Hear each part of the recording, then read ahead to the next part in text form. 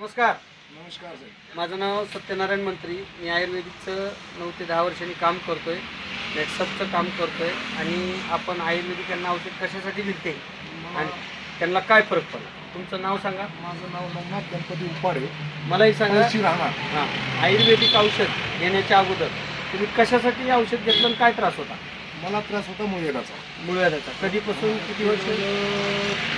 6 महिन्यापासून. 6 महिने. बरेचसे ट्रीटमेंट केले मी, दवाखान्याची ट्रीटमेंट केली, काही मला तिथंही झालं नाही. मग काय त्रास होता मुळव्याधाचा. मुळव्याधाचा रक्ताचा त्रास होता. रक्ताचा त्रास होत होता. रक्त पडत होतं. रक्त पडत होतं आणि त्याच्यामुळे अशक्तपणा खूप अशक्तपणा झाला. आणि तेल मसाला तिखट वगैरे खाल्लं तर त्रास होतो का. खूप त्रास होतो. मसाला म्हणल्यानंतर खूपच त्रास होतो. बरं, दवाखाना किंवा मेडिकलच्या गोळ्या औषध खाऊन काही फरक पडला नाही तरी. बरं, म्हणजे 6 महिन्यात तुम्ही परेशान होता. 6 महिने परेशान. मंत्री साहेबाचं औषध घेतल्यानंतर या आयुर्वेदिकनं किती दिवसात आणि काय फरक पडला. 5 दिवसामध्ये माझं 100% नाहीशी झालं. 5च दिवसात. 5च दिवसामध्ये म्हणजे रक्त पडायचं अगोदर का आपल्या औषधानं रक्त पडायचं बंद केलं. बंदच केलं. बरोबर. 5 दिवसामध्ये. पण तुम्ही 6व्या दिवशी मी मटण खाल्लं साहेब. मुद्दा मटण खाल्लं. मुद्दाम मटण त्रास होतोय म्हणून का टेस्ट बघू? हवा. हां ते औषधाचा कोर्स बाकी असताना हां मी मध्ये ब्रेक दिला हां हां. आणि ब्रेक देऊन मटण खाल्लं. मग त्याचा त्रास झाला का काही नाही त्रास झाला. म्हणजे औषधानं काम परफेक्ट चालू केलं. परफेक्ट चालू केलं. बरोबर. आता हे तुम्ही औषध 15 दिवस घेतलं.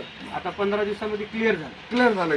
बरं, तुम्ही आनंदानं फोन करून 5व्या का 6व्या दिवशी म्हणलं की हो. मला फरक वाटतोय. 5व्या दिवशी तुम्हाला कॉल केला साहेब. बरोबर.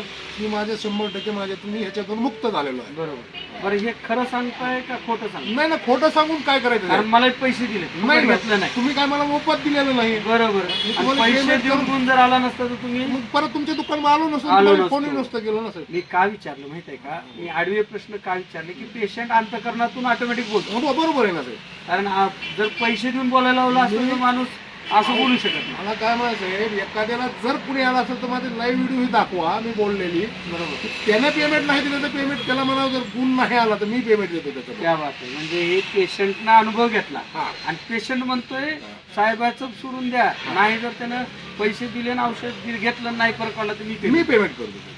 म्हणजे आज हे तुमच्या अंतकरणातून तुमच्या भावना बोलतात. कारण आपल्याला त्याचे आला गुण आलाय म्हणून बोलतो. बरोबर बरोबर. गुण आला आणि अनुभव घेऊन अनुभव बोलायचं. हा अनुभव गुण बोलतो. आणि अनुभव घेऊन बोलणं म्हणजे हे अंतकरणातून. अंतकरणातून होतं आणि दुसऱ्याचं सांगणंही वेगळं होतं. बरोबर. स्वतःवर मी अनुभवलं तो औषध. बरोबर. जेव्हा मला त्या औषधाचं सगळं काही 100% मी त्याच्यातून बाहेर पडलो हो. माझ्या अनेक रोगापासून. बरोबर. तर त्याच्यामुळेच मी तुम्हाला अंतकरण सांगतो साहेब, कुणी जरी आला असेल तरी मी माझ्या लोकांना सगळे मी 100 लोकांना सांगितलं असेल. बरोबर.